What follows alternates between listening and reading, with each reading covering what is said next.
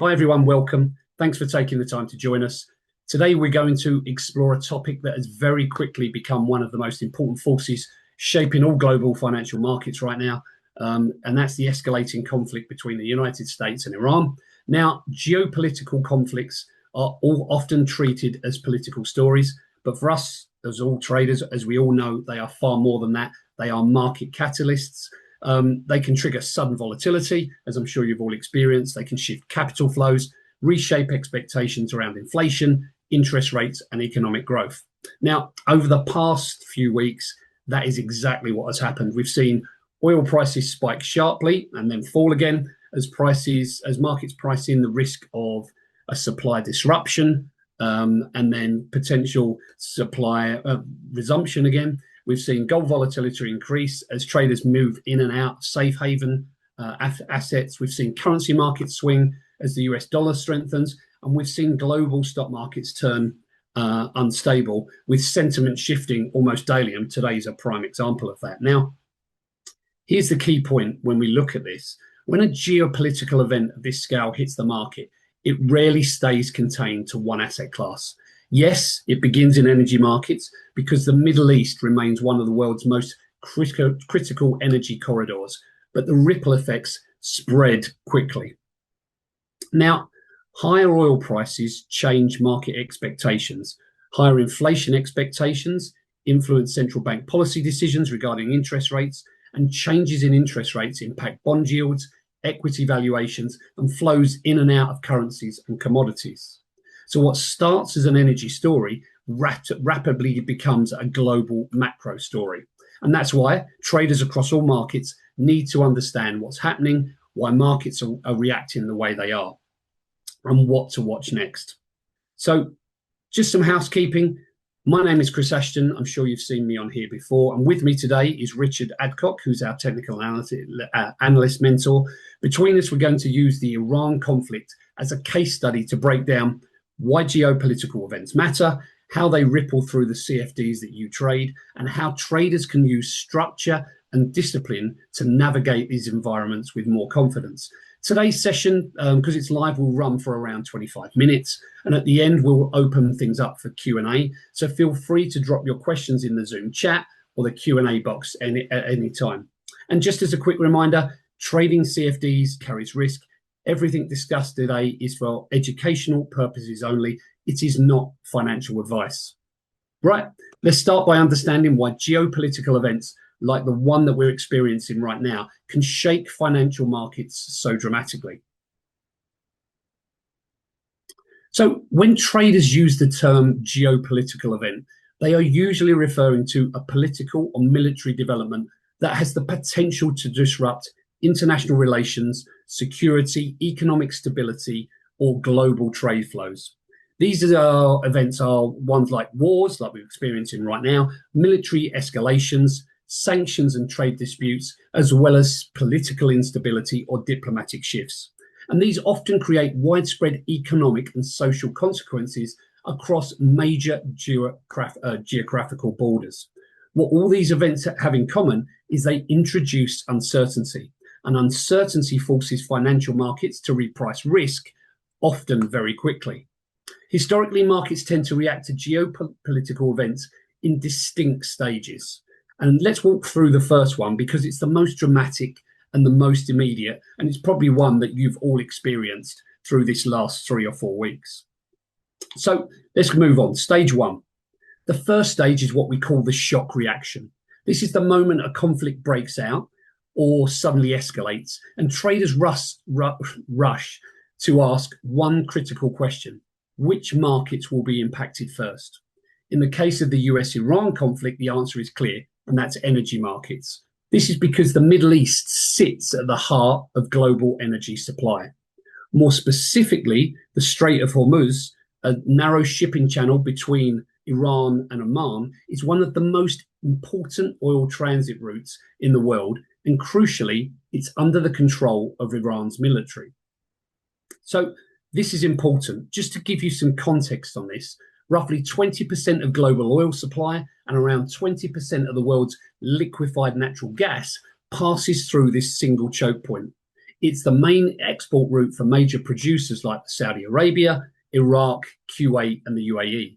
So any disruption or even the threat of disruption can have immediate consequences. So when tensions rise, traders instantly fear supply shortages. And when this happens, the price of oil tends to spike very quickly. So before we move on, I'm going to bring Richard in and pass over to him to show you on the Plus500 demo platform how this happened in real time and assess where we stand with oil markets currently, specifically after today's current news that's going on right now. So Rich, I'm just going to bring in you and send you live. There we go. You're on screen now. So there's the live demo platform. What's your thoughts on oil? Excellent. Thanks very much, Chris. Well, good evening, everybody. Thanks very much for joining us. Oil at the moment, and certainly once the news hit of the US attack on Iran, we started to see this rush into to buy oil and to get long of oil. Obviously, with the concerns of the conflict and the shortage of oil that was the likely result. And as we can see, the initial reaction actually was quite interesting in oil because we did see a very strong gap up as the first opportunity to trade after the weekend's news was seen, saw the rush to get long of oil. And basically, traders' perception was that obviously the conflict would damage the flow of oil and would mean that prices were likely to rise as a result. So the gap higher did actually see quite a strong burst to the upside through the recent highs. However, interestingly, over the session, we actually closed lower as the perception of the length of the conflict was perceived to be sort of perhaps not as that significant as some thought. It may well be over quicker than people were imagining. And we actually started to see profit taking in oil before the concerns really started to raise. And we started to see this sharp acceleration and the spike higher in oil before we then started to see the rejections on the latest headlines at that point and the market selling off aggressively. Now, subsequently, we've seen more choppy sideways trading activity developing in oil. And I think this is a reflection of the uncertainty that's really dominating the market at the moment. And I think today's activity is very much an indication that it's very headline driven at the moment. Any indication of a resolution or escalation within the conflict is likely to affect price activity to a significant extent. And that obviously with today's move and the headlines from Trump that we saw earlier has seen a sharp decline develop within the price of oil. Now, I think the risk is that the market is still very headline dependent. It will be driven by any news that we see coming out. But I think, traders could well be monitoring the support marked by the recent low. But equally important, because we are trading within a choppy sideways move, is the resistance offered by the recent highs. And I think traders could equally be looking at that, and that could well be worth monitoring if we start to see prices rise. So I think the conclusion really for oil at the moment is still a very choppy sideways consolidation dominated by the headlines that come out. And we really need to see a resolution of this range to really establish next directional risks. But at the moment, it still seems more balanced themes dominating the market, Chris. So more volatility in wider ranges right now until we get some clarity on, is the war potentially coming to a successful conclusion? Let's hope so. Or if it's going to go on for more, if there any attempts at further escalation is going to panic the market to the top side. Absolutely. That's going to be the dominant force behind the market, I think. Okay, so I'm going to move back to the slides. So give me 1 second and we'll move on. So now let's talk about the immediate effect. So the immediate effect of the initial strikes on Iran by the US and Israel on Saturday, February the 28th, which killed the regime's leader, could be described as a textbook reaction to a geopolitical event. Once financial markets opened on March the 2nd, oil prices surged, as Richard's just outlined on the screen for you there, as the supply risk was priced in and global equities wobbled as risk sentiment deteriorated. Delving a little deeper into other examples, energy stocks rallied on the expectation of higher margins for those companies, and airlines and transport companies fell due to their rising fuel costs and potential lower travel, lower transport, these sorts of things as well. So, and not going to see as much business as people stop moving through that region. And we saw that with many of the flights cancelled in that area. So something else to think about. Now, bigger picture, we saw a classic risk-off move. Now, risk-off is a term used when investors reduce exposure to riskier assets and they rotate into safer ones. Now, in this type of environment, money typically flows from equities, emerging markets, and cyclical commodities like copper, and instead flows into safe haven assets, which historically include the US dollar, the Swiss franc, and gold. Now, these safe haven assets tend to attract demand when markets become uncertain because they are perceived as more stable during periods of geopolitical stress. Now, again, before we move forward, we are going to cover gold later in this webinar. We know it's a very popular asset for traders, but we're going to come on to that in a second. But I'm going to pass back to Richard to show you examples of how this initially played out in two of the most popular CFDs that you trade. Risk-off sentiment with the NASDAQ 100, and then risk-off sentiment with the NASDAQ 100, and then moving into safe haven assets with euro dollar. So the dollar strengthened and euro sold off. So Rich, with that in mind, I'm going to pass back to you, and we can run through that on screen. Yeah, great. Thanks very much, Chris. I mean, I think certainly looking at the NASDAQ 100 index, really sort of from the beginning of March, the risk-off aspect hasn't really been reflected that significantly within the NASDAQ 100 index, but we have seen selling pressure developing and the market tracking towards lower levels. But it has been a very choppy sideways period until late last week when the risks of further escalation started to materialize, and we started to see equities coming under more significant pressure. Obviously, with today's move, we have seen a recovery on the hope from the Trump's headlines, but the general bias still seems to be towards risk off, and that may well see further pressure beginning to materialize within global markets. Now, if I switch to the euro dollar to give an indication of activity within the US dollar as a safe haven and actually starting to see further support developing there, we can see pretty much the majority of March, or certainly the first half of March, has seen significant selling pressure develop within euro dollar. That's buying of the dollar, selling of the euro. And that has seen a continuation of what has been a pretty clear downtrend in terms of price activity. But it's interesting with today's move, we've started to see a more sustained recovery developing on the recent upside moves. And this may well start to bring about a monitoring, and it could be worth watching recent highs from which the recent failure has developed and the market has sold off, or if the market sort of sees further selling pressure and may well pressure the recent lows once more. But I think it's still a very choppy, uncertain background, but the general trend towards dollar strength has been evident. But although we are seeing some sort of rebalancing of that move in most recent activity, but the general themes, I think, for risk off and dollar strength are still appearing to be the main core of trader sentiment. So Rich, looking at that chart, you can see probably more clearly there. I mean, we saw a little bit of the risk-off sentiment in your NASDAQ chart, but when we look at the move into safe havens, you can really see that move from, I don't know if you can highlight that on your chart, when from the 28th of February, as that move started, euro dollar, or the dollar strengthened almost immediately. And while stocks sold off and rallied a little bit and then drifted lower again, and we've seen this volatility, the dollar really strengthened quite dramatically over the first 2 to 3 weeks of that conflict, right?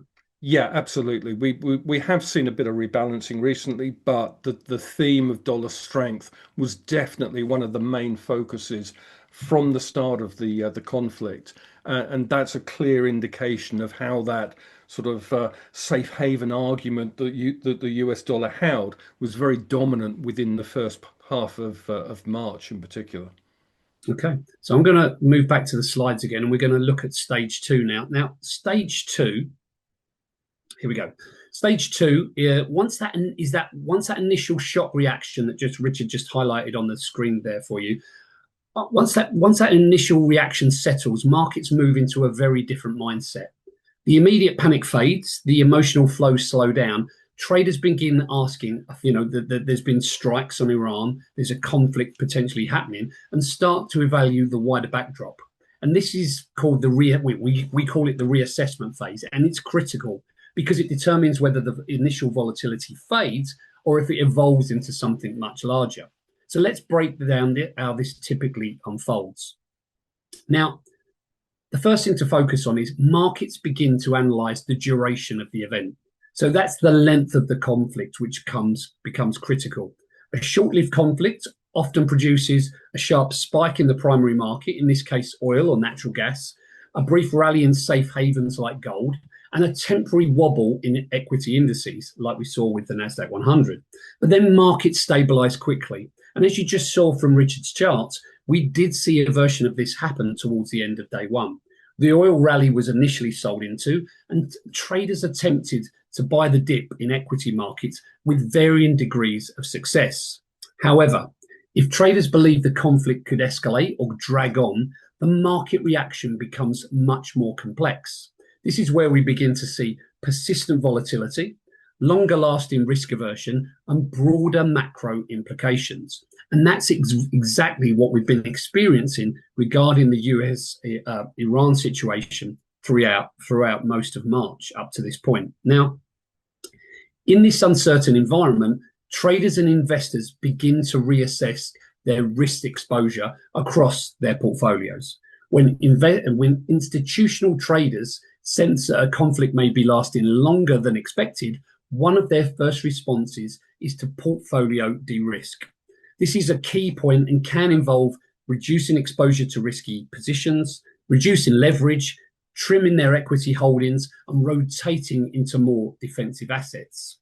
Now, de-risking can create some really unusual price behavior. For example, Rich, if I move to the screen right now, back to you for a second, you've got a chart of gold for me there. Now, if you can highlight this for me as I'm talking through the scenario. Now, yep. Gold initially rallied as it received safe haven demand as demand as a safe haven asset. However, it can then experience heavy falls, and this is exactly what happened. This is because traders take profit on the initial spike higher, absolutely, but also it's a situation where speculators or long-term investors are forced to sell winning positions to cover losses elsewhere in their portfolio. In other words, if stock markets are falling, their portfolios are losing money, traders might sell gold even if they think the outlook may be bullish, simply to raise cash to pay their bills in other portfolio issues. So this is why the reassessment phase often feels messy and inconsistent, because traders are repositioning their portfolios across multiple asset classes at once. Now, Rich, you've showed there, and obviously today was a prime example of a massive capitulation move potentially. What's your thoughts on this and how the market has sold off, hit a new low, and then rebounded? Yeah, gold has been very, very interesting throughout March and throughout the time of the conflict, because it's been a sort of great example of that forced selling, if you like, to make up for losses elsewhere in other portfolios. Because certainly you would have initially anticipated gold strength beginning to develop on inflation concerns, the uncertainty dominating the global escalation, but the dollar strength obviously was negating that slightly. But the fact that we've seen this sharp sell-off occurring over the last sort of couple of weeks or so, and that culminating in today's move, you can see how we've rejected today's lows, having seen the initial movement from the opening and early European trade to when we saw the headlines hitting from Trump and the rejection of those lows. I think tends to suggest now that while the market is still vulnerable to headline volatility and uncertainty, I think the general backdrop is that the market may well be now focusing on recent lows that we saw today as a potential support point. We've certainly seen strong buying developing around that area to reject the lengthening lower shadow, and that would warrant sort of monitoring how this area is defended further. However, we have fallen a significant amount over a fairly short period of time. So it is overextended to the downside in terms of the price of gold, but there is still a lot of headwinds against any sort of recovery move. And I think the risk is that the market is always going to be watching out for headlines. The volatility is likely to remain in place. And I think we really need to see how the dust settles on these latest headlines and how the market begins to react to that to really sort of establish the next sort of dominant trend. But I think certainly, the support and resistance levels are going to be watched very, very closely by the market participants. Perfect. And I was going to say that brings us to the next part of the next slide I was going to talk about, which is headline sensitivity. When we get to another one, once the initial shock phase in stage one is over, markets then become extremely headline sensitive. But during this reassessment phase, they're reacting to the tone and the direction of headlines. So if you think about how we went into the weekend, it was very negative. Then we saw the talk over the weekend about the 48-hour. Oh God, the words. The what do you call it, Rich? The 48-hour. What that Trump gave. You're on mute, by the way, Rich. Sorry. Deadline. 48-hour The deadline. deadline. Sorry. Yes. There you go. Just to prove we're like Ultimatum. Ultimatum. Then we got the 48-hour deadline. The markets opened very negative, and then suddenly President Trump backed out of that, and suddenly we've seen a rebound to that because the tone of the headlines have changed. The markets have gone from a very negative bias to a potentially looking for some more positivity. Whether that positivity continues would need to be refreshed by more headlines backing up that the talks are happening. Iran are currently denying that any talks are happening. The market's going to need more of that positivity that, yes, there are talks happening. The war may be potentially, there might be room for a diplomatic solution. The market's going to need more of that, probably to extend more of a risk on sentiment. Otherwise, it might fall away again. But markets are reacting to the tone and the direction of headlines. And so what we do get with this is that fresh announcements as well, such as the release of oil from the G7 Strategic Reserve, can impact currencies and commodities. But rumours of further supply disruption can move oil even without confirmation, especially with traders so sensitive to the closure or the reopening potentially of the Strait of Hormuz.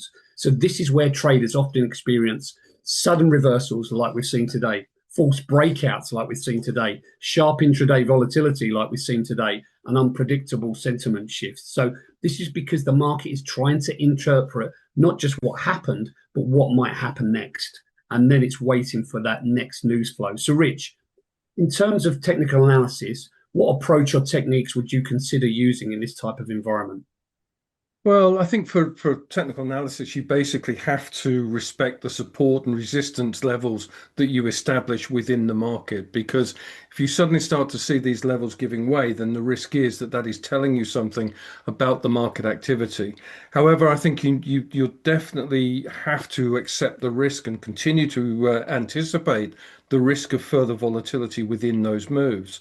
And that means that you have to be much more proactive with your risk management, placing stops, always placing stops on trades to protect against any surprise headline news and any sort of further significant volatility within the market. So I think it's basically tightening up the process that we've discussed here many times within various other webinars, and just sort of maintaining a very steady, disciplined approach to trading, maintaining the stops, keeping watch on those support and resistance levels, and really sort of being reactive to those if we start to see important levels giving way. But it is going to be a very, very volatile period. You need to really just reduce position sizing, always maintain the stops, just to really maintain that discipline within the market. Great. And and somebody's asking about that as well. We are going to talk about risk management in these sort of scenarios just in about 5 minutes time. So just as we move on, we're going to go on to what stage three is. By the time markets reach stage three, the conversation has moved far beyond the initial shock and the early de-risking phase. This is where a geopolitical conflict stops being a short-term trading event and becomes a more macroeconomic event with consequences impacting inflation, interest rates, global trade, and central bank interest rate decisions. In the case of the US-Iran conflict, the most important macro driver creating uncertainty for all markets is energy-driven inflation. So let's break this down clearly for you. When oil prices rise significantly, the effects ripple through the global economy. Higher oil prices may mean higher costs for transport, manufacturing, airlines, heating, logistics. The list goes on and on. It's endless.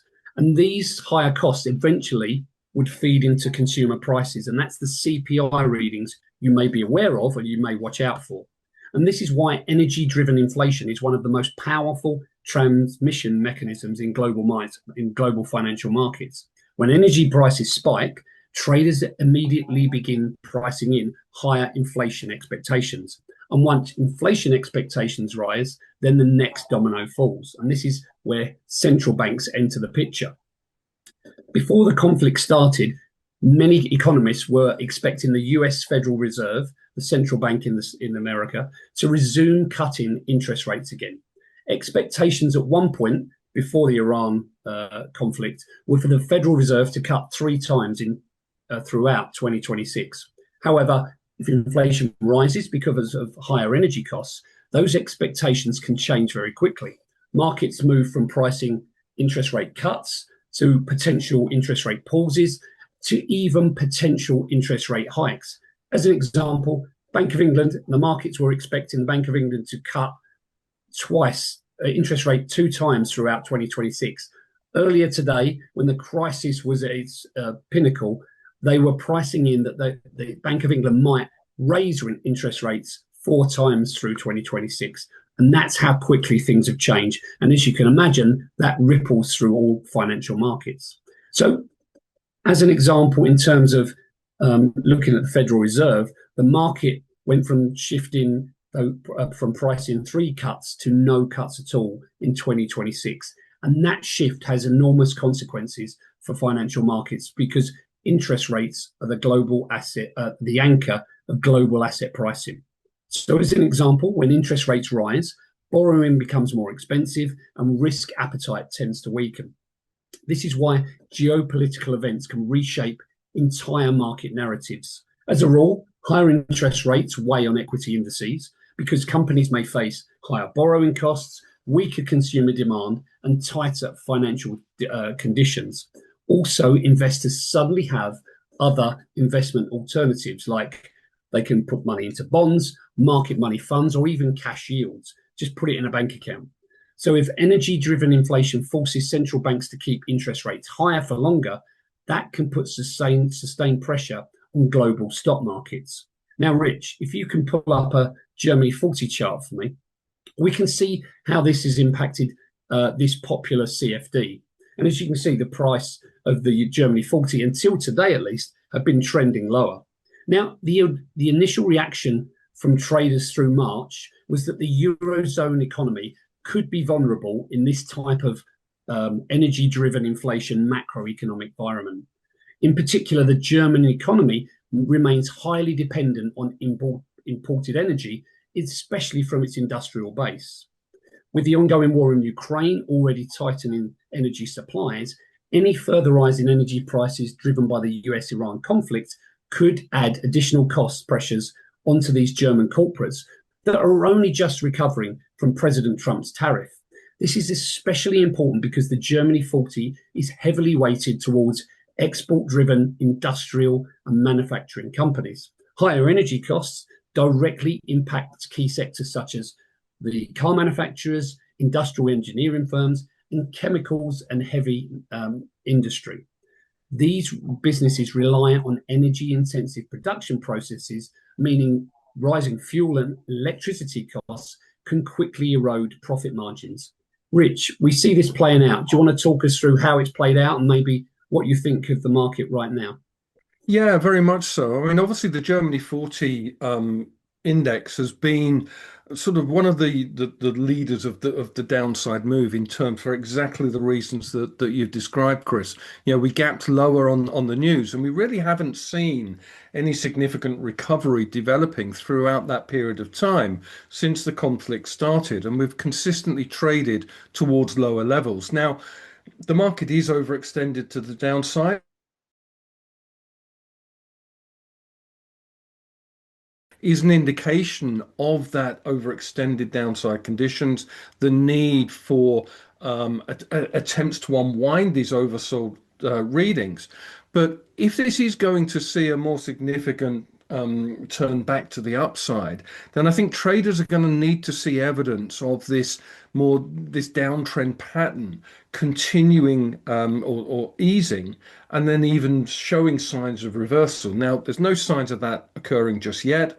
They really are going to need to see breaks of previous highs, or it may well be worth watching something like the Bollinger Mid Average for an indication that if we start to break and close above that, there may be an indication and risk turning towards some sort of further attempt to push towards higher levels. But it is still very much up in the air at the moment in terms of whether or not this strength does develop into something more significant. And without that, then the pressure may continue to build. But it may well be watching price activity, but be worth watching price activity and whether or not we can start to break these resistance levels. But equally important, obviously, are the support points that need to be monitored to the downside.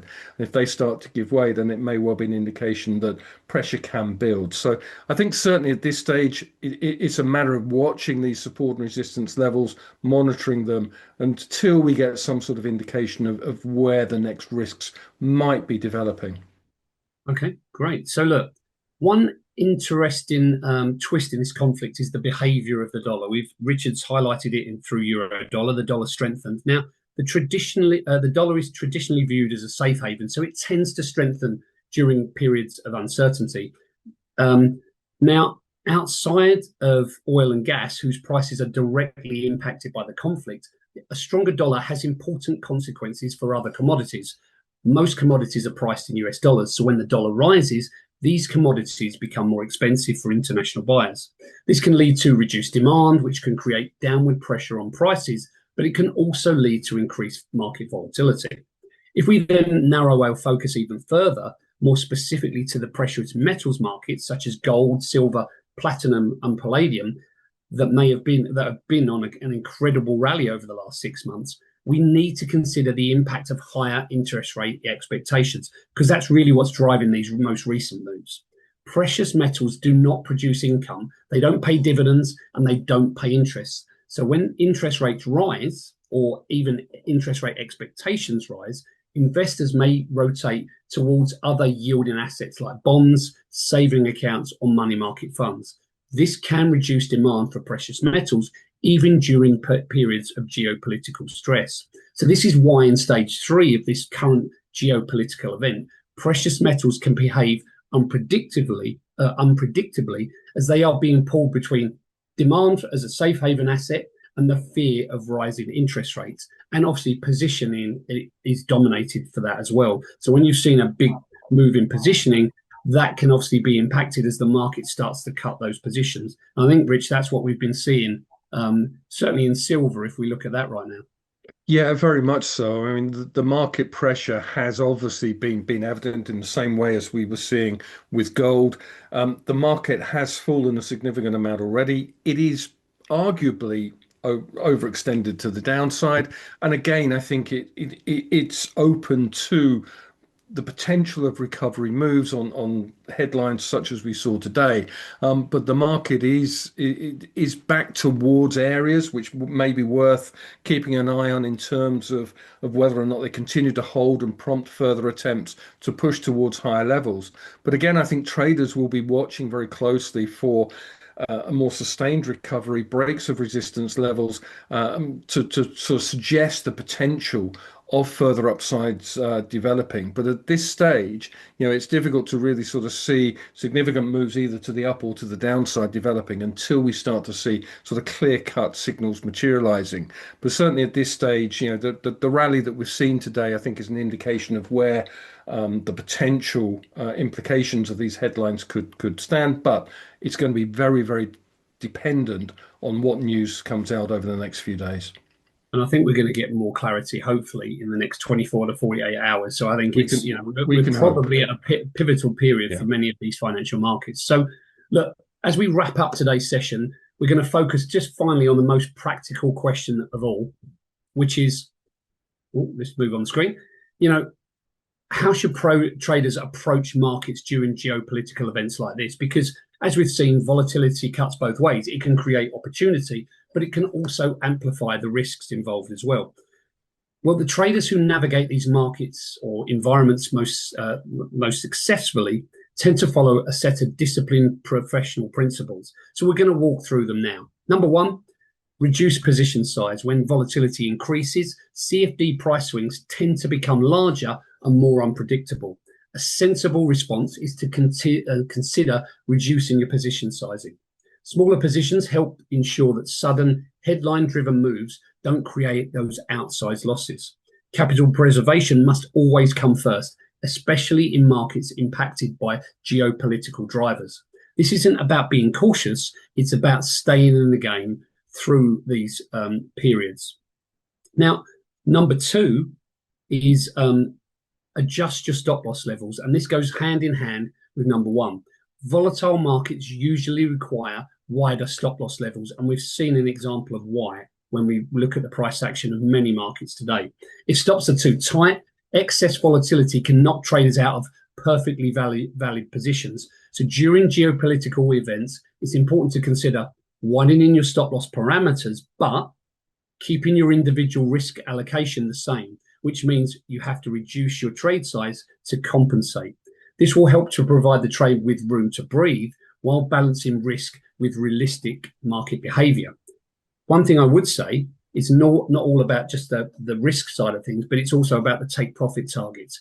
In this situation, take profit targets can also be adjusted to support the pursuit of a positive risk to reward. Now, Rich, if we go back to the charts for a sec again, for this next one, number three, when you're in this type of environment, you must stay alert for gap risk. Geopolitical markets are extremely sensitive to developments that happen outside of trading hours. Major updates can occur overnight, or as we've seen recently, during weekends.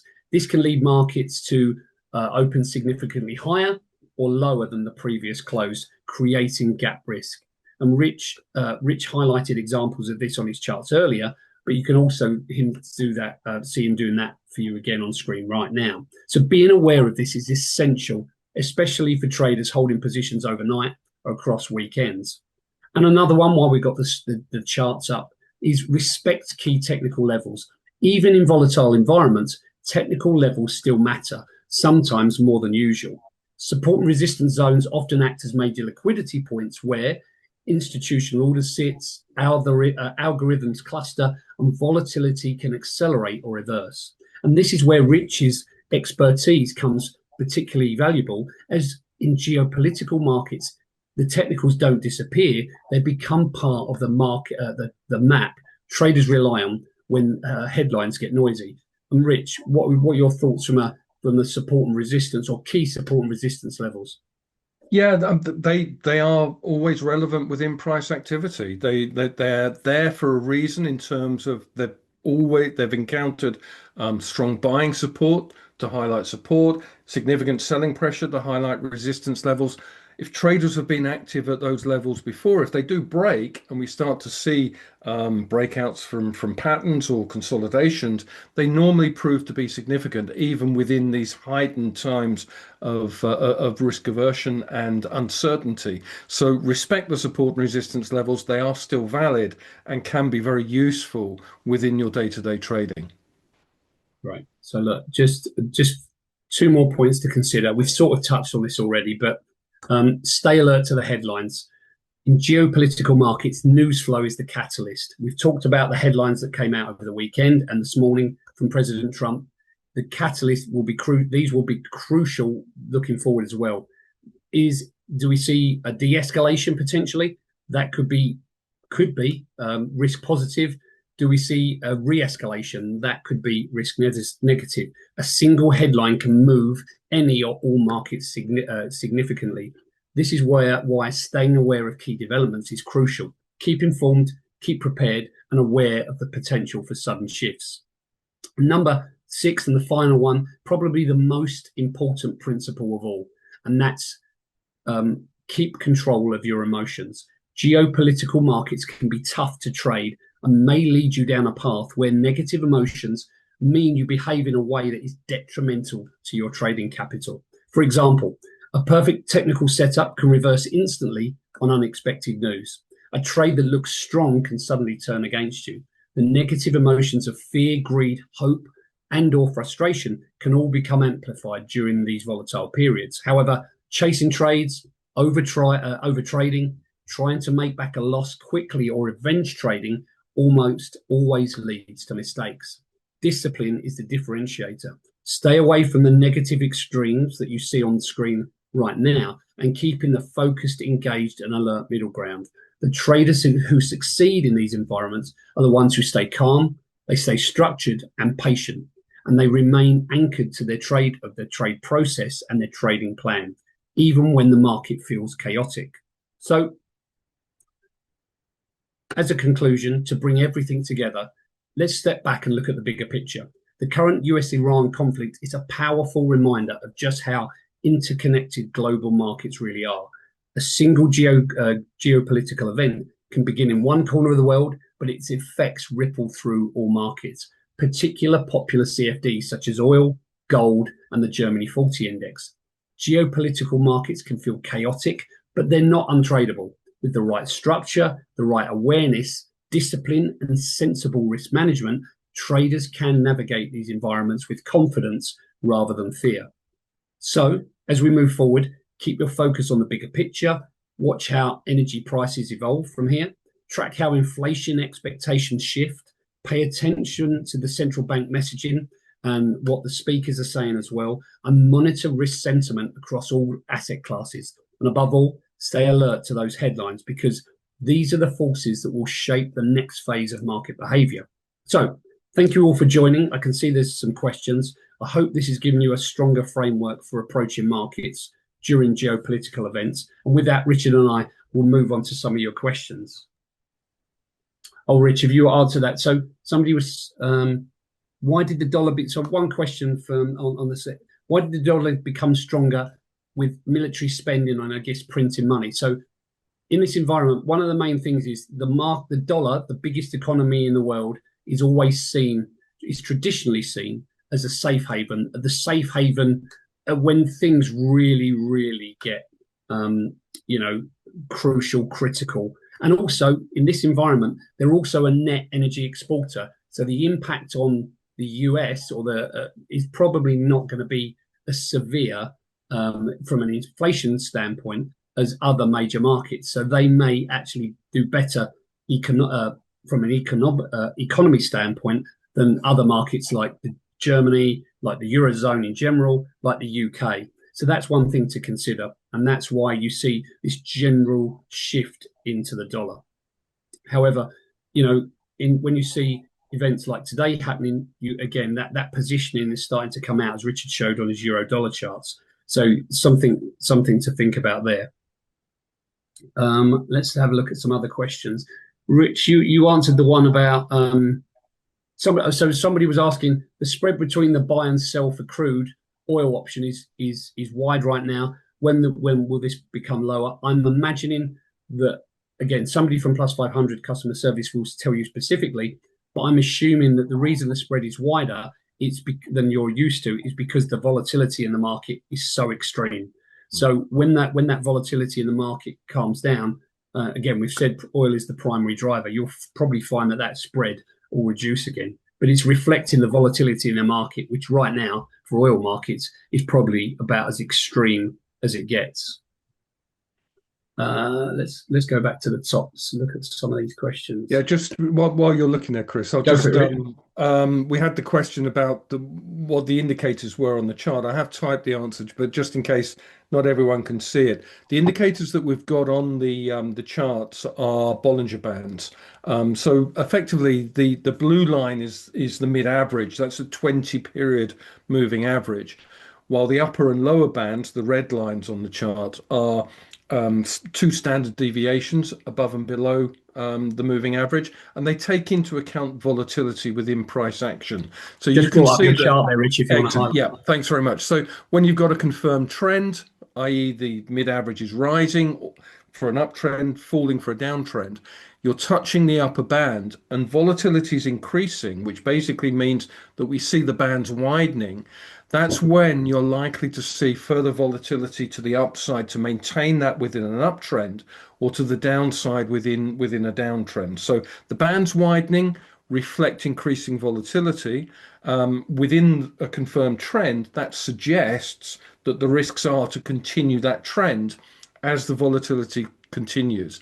Only when the bands start to contract is volatility beginning to decrease, and that's showing the signs of a risk of a consolidation developing. So in this situation, once you have that confirmed trend with increasing volatility, it's a positive signal for risks of the market extending that move. But we have done previous webinars on Bollinger Bands and other indicators, so they will be on the within the Plus 500 library.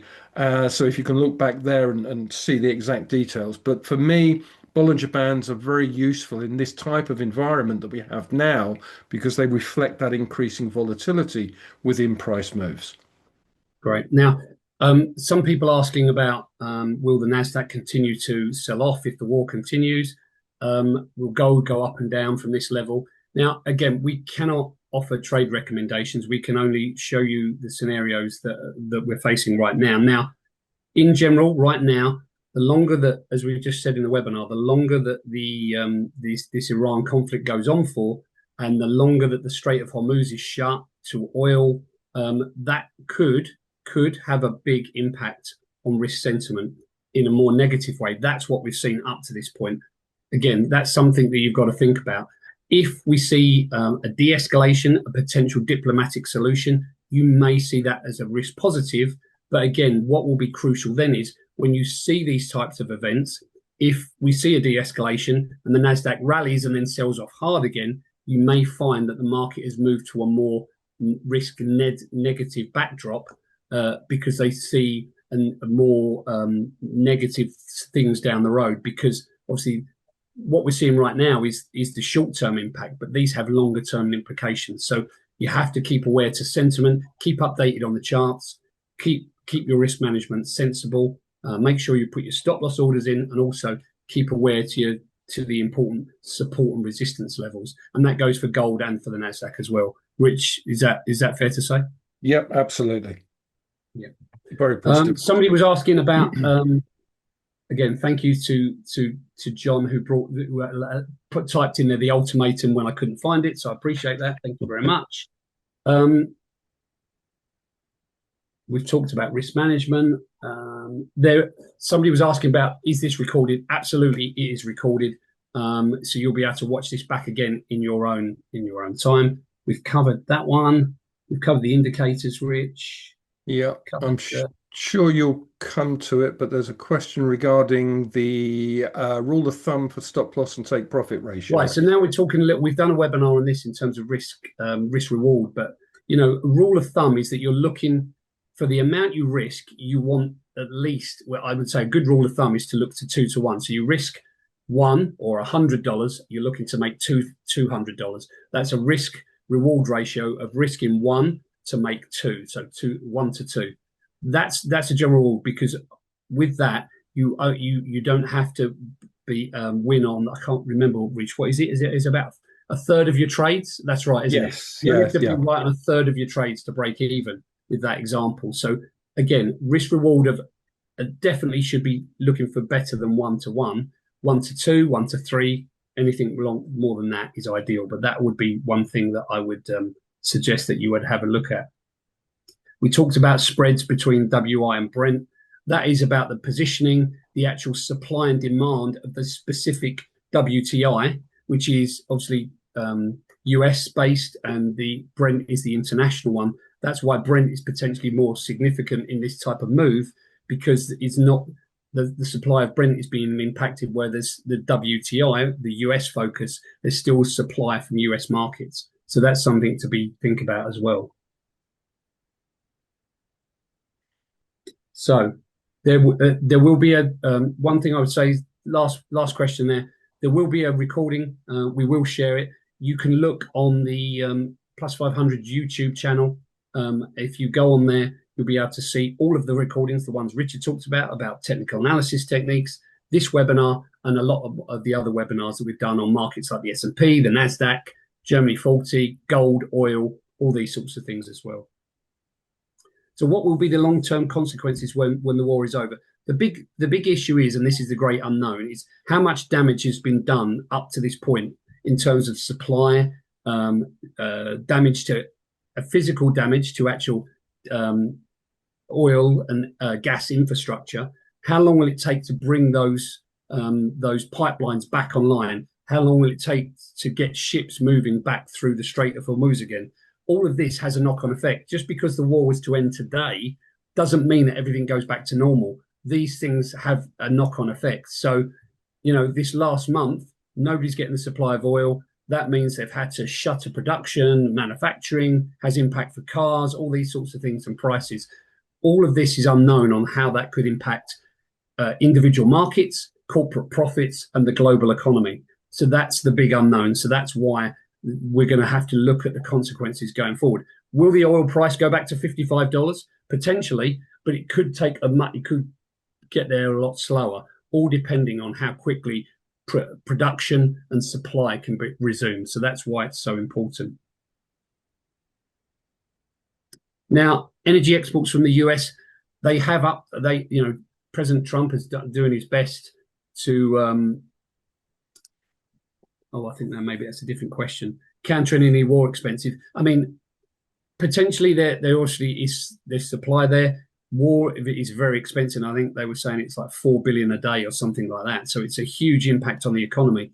It's costing Donald Trump a lot of money. If he was to have to send in ground forces as well, that would be a major escalation and a major expense as well. So these things need to be considered as well. So in terms of news, I look at Bloomberg. I try to stick to the reputable ones. So Bloomberg, Reuters, these sorts of ones. I get the headlines sent to my phone as well. So with that, I make sure that I get those notifications that are impacting markets straight away. All right, I think we'll leave it there, Rich. Thank you for everyone for joining us. Thank you for all of your questions. We really appreciate you joining us and interacting with us on this our first live webinar. Thanks very much, and we hope to see you again soon in the future when we do more of these. Please let us know your feedback, what you'd like to see more of, what you'd like to see less of, and any other topics that you think would be useful for you to know more about. We'd really like to accommodate you in future webinars. So thanks for your time. Have a great evening and an enjoyable period until we see you next in trading. Thanks very much. Thanks, everyone. Thank you.